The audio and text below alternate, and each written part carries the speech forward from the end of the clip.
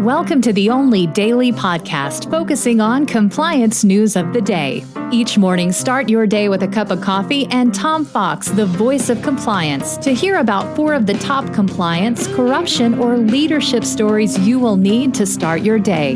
The Daily Compliance News is a production of the Compliance Podcast Network. The Daily Compliance News for June 27, 2025. The ABB gets out of its DPA edition. Well, that was convoluted. And welcome to the last Daily Compliance News on Friday for the month of June. We'll be back, of course, later. Nevertheless, ABB got out of its DPA early, as reported by Lexology and GIR. The company was under a 3-year monitorship after its third FCPA violation. So huge kudos to Natalia Shahada and her full compliance team, and indeed everyone at ABB for getting out of one of the biggest scandals recently ever. They were the first 3-time loser under the FCPA, and they really have worked hard to extricate themselves. Next up, Staley. He of infamous fame, I would say, failed to overturn his ban in the banking industry. He was a former CEO at Barclays.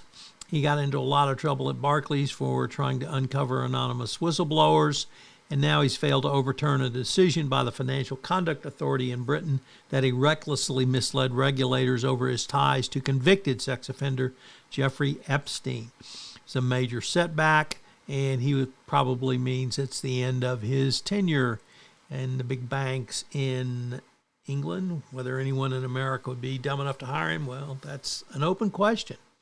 Next up from Bloomberg, in Alison Schrager's opinion column, she says that data is changing shareholder capitalism, and that many companies have tried to be as apolitical as they could, and indeed avoid politics when possible, but never when necessary.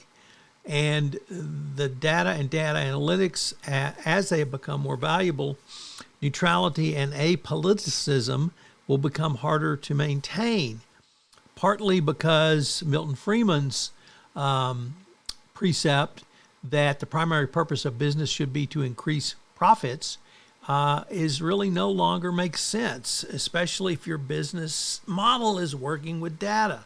So should you let bad guys use your data like Meta did when they alleged gave Chinese government information or data on monitoring and censoring its users?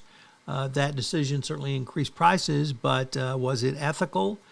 The same of Palantir and their co-founder and CEO Alex Karp and other co-founder Peter Thiel, and that is Palantir being given access to data about U.S. citizens in a way that this administration will use against them. So maybe so. And our final story is the continued imbroglio of CBS, which was sued by President Trump. A mediator has proposed a $20 million settlement as a grease payment to get the FCC to approve the Paramount merger.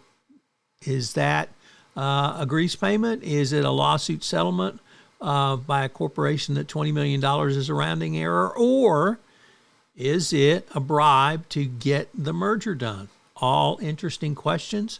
We probably won't find out under this administration, but if we have a change in administration, we may certainly find out if a successful settlement of a meritless lawsuit is a bribe or just a settlement.